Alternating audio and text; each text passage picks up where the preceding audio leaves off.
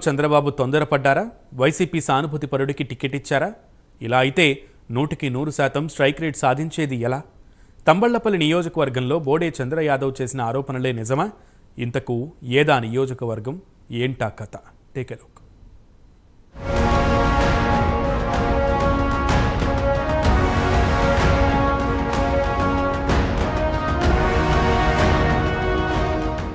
ఈసారి TDP, Janasena, BJP కూటమి bumper victory కొట్టి జగన్ను గద్దె దించుతామని రాజకీయ పయనం సాగిస్తున్న సంగతి తెలిసిందే. అయితే అభ్యర్థుల ఎంపిక విషయంలో అప్రమత్తంగా ఉండకపోతే మాత్రం భారీ మూల్యం చెల్లించక తప్పదన్న వాదన రాజకీయ వర్గాల్లో వ్యక్తమవుతోంది. ఇప్పటికే ప్రతి నియోజకవర్గంలో కూటమి అభ్యర్థుల ఎంపిక అనేక వడపోతలతో పకడ్బందీగా సాగుతోంది. అయితే తంబళ్లపల్లి నియోజకవర్గం టీడీపీ అభ్యర్థి విషయంలో చంద్రబాబు తీసుకున్న నిర్ణయం మాత్రం ఇప్పుడు నియోజకవర్గ వ్యాప్తంగా చర్చనీయాంశంగా మారింది.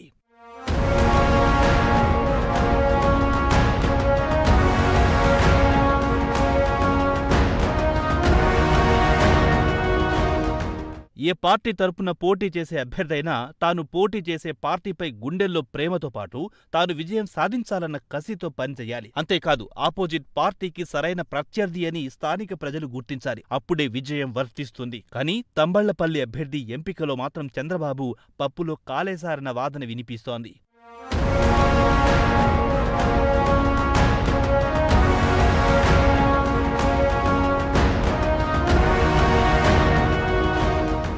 తంబళ్లపల్లిలో కూటమి నుంచి టీడీపీ పోటీ చేస్తున్న సంగతి తెలిసిందే. అయితే ఇక్కడ అభ్యర్థిని ఎంపిక చేసే విషయంలో చంద్రబాబు ఎందుకు స్థానిక టీడీపీ క్యాడర్ అభిప్రాయాలను పరిగణలోకి తీసుకోలేదు?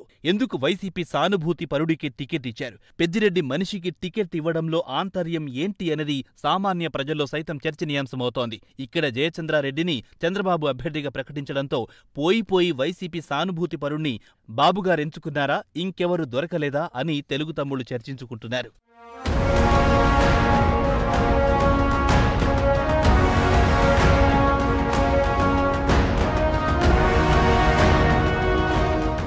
తంబళ్లపల్లి టీడీపీ అభ్యర్థి జయచంద్రారెడ్డి తొలి నుంచి వైసీపీ నేతలతో స్నేహం కొనసాగిస్తూ వారితోనే వ్యాపార సంబంధాలు నిలుపుతున్నారు. వైసీపీ కీలక నేత పెద్దిరెడ్డి రామచంద్రారెడ్డితో, అలాగే పెద్దిరెడ్డి తమ్ముడైన తంబళ్లపల్లి వైసీపీ అభ్యర్థి పెద్దిరెడ్డి ద్వారకానాథ్ రెడ్డితో అవినాభావ సంబంధాలున్నాయని అంటున్నారు. అంతేకాదు వైసీపీలో పచ్చి బూతులు మాట్లాడుతూ తెలుగుదేశం అధినేతను, తెలుగుదేశం పార్టీని, తెలుగుదేశం లీడర్లను పచ్చి బూతులు తిట్టే పంచ్ ప్రభాకర్ రెడ్డితో సైతం జయచంద్రారెడ్డికి సాన్నిహిత్యముంది. ఎన్నో వైసీపీ కార్యక్రమాల్లో జయచంద్రారెడ్డి నేరుగా పాల్గొంటున్నారు. అందుకు సంబంధించిన ఫోటోలు సైతం తంబళ్లపల్లి తెలుగు తమ్ముళ్లు సోషల్ మీడియాలో ట్రోల్ చేస్తూ తమ నిరసన తెలుపుతున్నారు. వైసీపీ సానుభూతి పరులను కాకుండా తమకు నికార్సైన పసుపు రక్తం కలిగిన నాయకుణ్ణి తంబళ్లపల్లి టీడీపీ అభ్యర్థిగా బరిలో దించాలని చంద్రబాబును కోరుతున్నారు.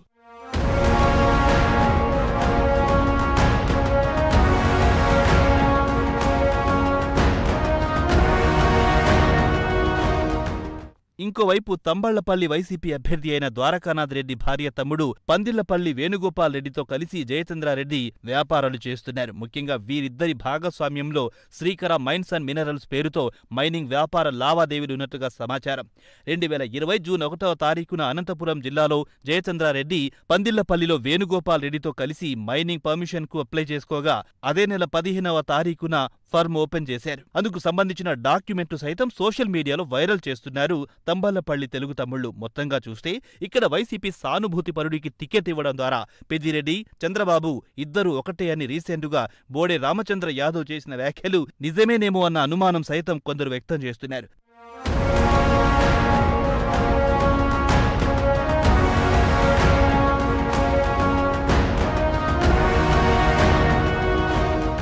తంబళ్లపల్లి నియోజకవర్గంలో తెలుగుదేశం పార్టీ కోసం అహర్నిశలు కష్టపడి పనిచేసిన వారు ఎందరో ఉన్నారు. అనేక సహాయ కార్యక్రమాలు చేస్తూ నియోజకవర్గ వ్యాప్తంగా తెలుగుదేశం జెండా కోసం పరితపించిన నేతలు చాలా మంది ఉన్నారు. అటువంటి వారిని కాదని వైసీపీ సానుభూతి పరుడికి టికెట్ ఇవ్వడం ద్వారా ఖచ్చితంగా తంబళ్లపల్లి సీటును కోల్పోయే అవకాశం ఉందని నియోజకవర్గంలోని తెలుగు తమ్ముళ్లు ఆవేదన వ్యక్తం చేస్తున్నారు. వైసీపీ సానుభూతి పరుడికి టికెట్ ఇచ్చారన్న కారణంతో వీరిద్దరికీ ఎవరికి ఓటు వేసినా ఒకటే అన్న ప్రచారం కూడా ఇప్పటికే ప్రజల్లోకి వెళ్లిపోయింది. అందుకు తగ్గట్టే వీరిద్దరూ కలిసున్న ఫోటోలు వైరల్ అవుతున్నాయి. ఇంకోవైపు ఖచ్చితంగా తంబళ్లపల్లి టీడీపీ అభ్యర్థిని యుద్ధ ప్రాతిపదికన మార్చకపోతే భారీ డ్యామేజ్ తప్పదు అని తెలుగు తమ్ముళ్లు చర్చించుకుంటున్నారు. ఇదే విషయానికి సంబంధించి చంద్రబాబును డిమాండ్ చేస్తున్నారు కూడా. మరి తంబళ్లపల్లి అభ్యర్థి విషయంలో చంద్రబాబు పునరాలోచన చేసి అభ్యర్థిని మారుస్తారా లేదంటే నట్టేట మునుగుతారా అన్నది వేచి చూడాలి.